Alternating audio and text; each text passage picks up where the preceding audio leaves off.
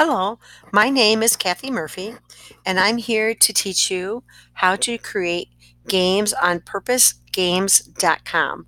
Purposegames.com is a free interactive online software. As a teacher, I highly recommend it. It contains a lot of the UDL principles, such as teaching students how to learn their vocabulary, how to it offers multiple learning methods through imagery, text. So there's a lot of different ways that students can learn in purposegames.com. It's competitive, it has different levels, it offers competitions that the kids can get into, and it has leaderboards. The first thing I need to do to create a game in purposegames.com is I need to get an image. Why am I getting an image? Because I'm going to create an image game for my kids so they can learn to identify the Scratch interface screen. So the first thing I'm going to do is I'm going to go into my images section of Google Chrome. So do that, I opened up Google. I'm going to go to the right where it says images and I'm going to select that.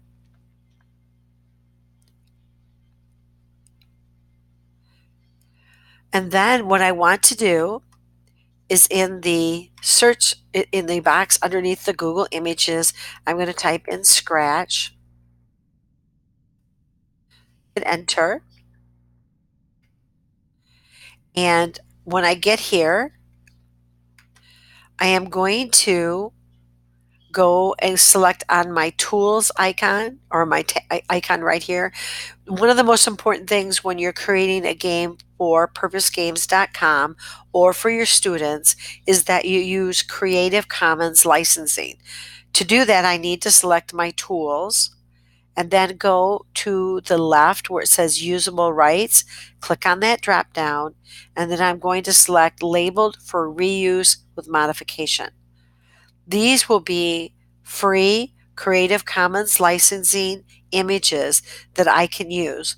Purposegames.com requires that you use Creative Commons images or your own images to create games. So here is the image I want. I'm going to select it, and then I am going to right click. And one of the things to note when you're looking for images, you want to find images that are at least 700 pixels. So this one's 979, so I'm okay with that. So this picture's good. So I'm going to go to my drop down and click Save Image As. And I am going to be saving this on my portable apps. And I already have a folders created for Scratch. But then to create a folder, I would go up to New Images, select it, and when it appears, I'm just going to type in image and hit enter. Then I'm going to double click, and then now I can save that in my image folder. So now we have it saved, and now I can actually go and type in purposegames.com in my URL of my Google browser, hit enter.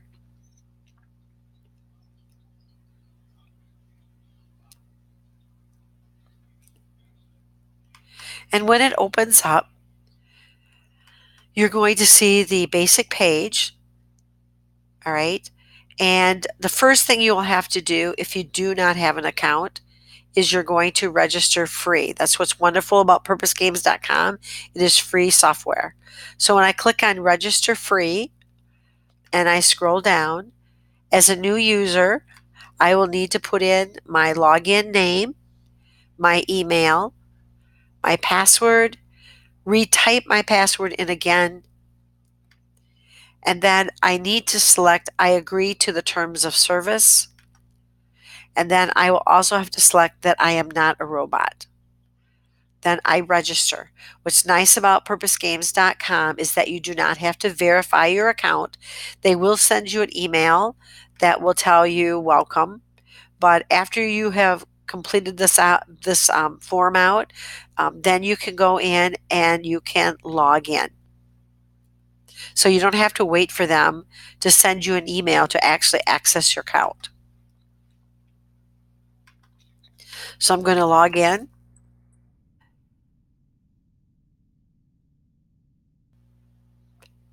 And I am now on my home page. And here's my login. I haven't completed my profile yet. And you notice that my page looks a little different than the home page that we first accessed. I can go up here. Notice if I have a little circle there, that means I have some notifications. If I click on my name, I can also go and um, update my profile. It also takes me to my home page. All right. All right. The first thing we're going to do, I talked about there's the games that kids can play. So you can actually look for games that are already made. You can explore games, create groups. Here is where the types of different quizzes that you can, or games that you can create. Every game has badges when you hit a certain point. Tournaments are great because you can set up tournaments for your kids that extend over a certain period of time. You can also, they can also, if they have their own account, they can also create their own tournaments. And then you have leaderboards, which will show you the leaderboards, the top leaderboards for specific games. So the first thing we're going to do, now that I've kind of introduced you to that, we are going to actually go in and we are going to create a game. I am going to create the image quiz. The image quiz was the most difficult one for me to figure out. And it wasn't quite that difficult. It just took me a while to get it. So this is the one I want to demonstrate to you so that maybe it'll make it easier for you. So I'm going to select the image quiz. And as I said before, with all the options that it has, it is just a wonderful tool for UDL. It really supports, I think it supports it well. So the first thing I'm going to do, remember I have already selected my image. So I'm going to choose my file and then I'm going to go to where I have it saved. Remember I put it in my Enter to Computer folder. I'm going to go to image and here is my image. So I'm going to double click on it and notice that it has attached itself and I just need to upload it. Now I haven't quite used this game in my class yet because I'm just starting it. I'm just exploring. This is just brand new to me, and I'm excited about it. I learned about it from the other business teacher I teach with, Ryan Reed, and I'm excited about it. So I'm going to try it now. Um, Here is the image I just loaded. Notice I have other images. I can remove these images by just clicking on remove, and they will remove them from your screen. But I want to use this image, so I'm going to click on use. And this is the image that I'm going to create my game on. Now, what's neat about this is I only need this one image to create my entire game. So that's why I took this screen, because I want to test the kids over the parts of the screen. Over here on the right side, it's going to give you directions. And if you scroll down, you can walk through the different things that you can do with the game. But I'm going to give you a very quick tutorial. The first thing we need to do is title our game. So I'm going to call this Unit 4 Scratch Interface 1. I need to pick a category, and technology is not listed here, so I will click Miscellaneous. And then notice that it did an auto question. Can you pick the Unit 4 Scratch Interface 1? I could add to that parts if I wanted. So now I have that there. I'm going to add a description. This game is for students to learn the Scratch interface. I can also tag it, which will help it be easier to be found. Just going to call it Scratch and then maybe Scratch game. You can add as many tags as you want. And then if I look here, it's going to give me a real quick directions. Point here anywhere on your image to add questions. Don't forget to save. That's a big one. Don't forget to save. So I'm going to come over here. And the first thing I want them to do is make sure that they know how to title their Scratch project. So I'm going to click here. And you notice that my question comes up here. I'm going to say file name, because I want them to know that they have to name their file or their game. Notice it puts a little blue circle in. Then I want to make sure they know how to start their game. So I'm going to type in start game. Click OK. I want them to end the game.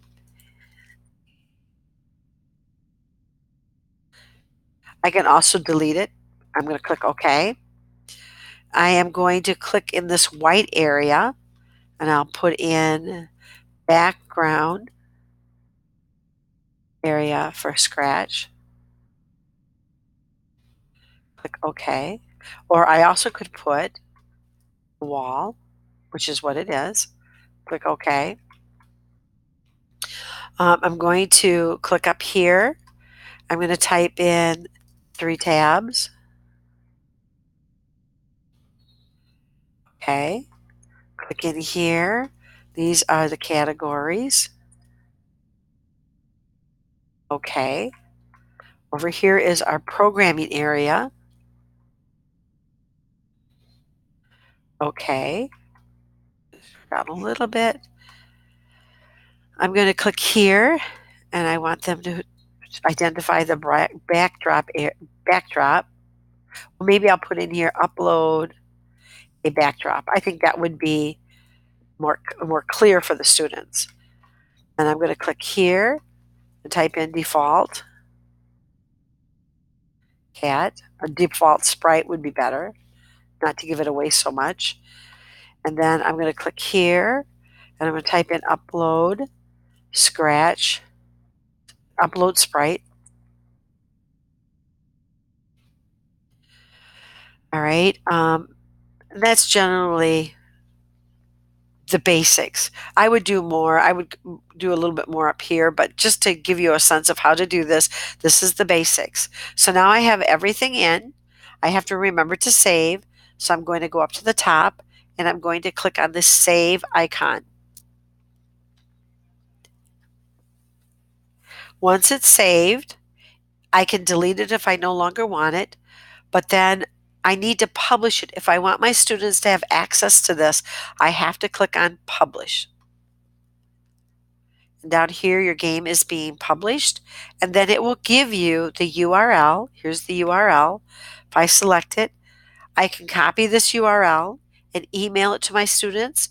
I can put it up in Google Classrooms, or I can put it on a website or Facebook or Twitter, however you choose to activate this link for your students.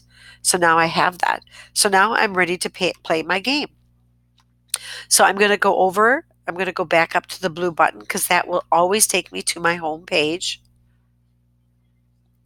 So I've created the game, I've published it, and if you notice right here, Unit 4 Scratch Interface. So I'm going to click on the link.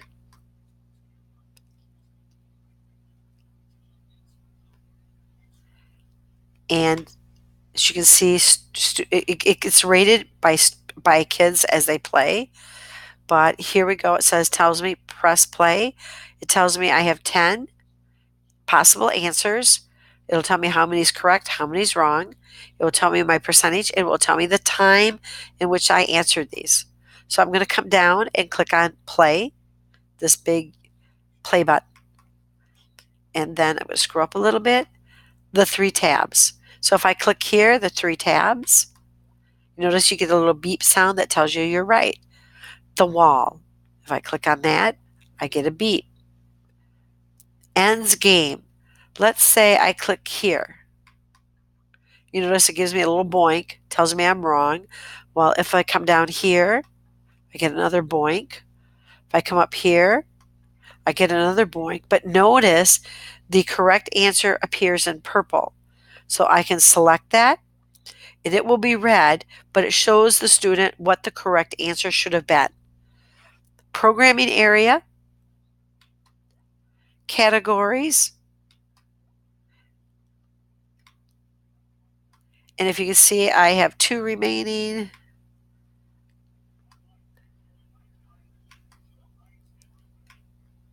Starts game. There we go. And then now I have 70%. It tells me my time and how many times I played it.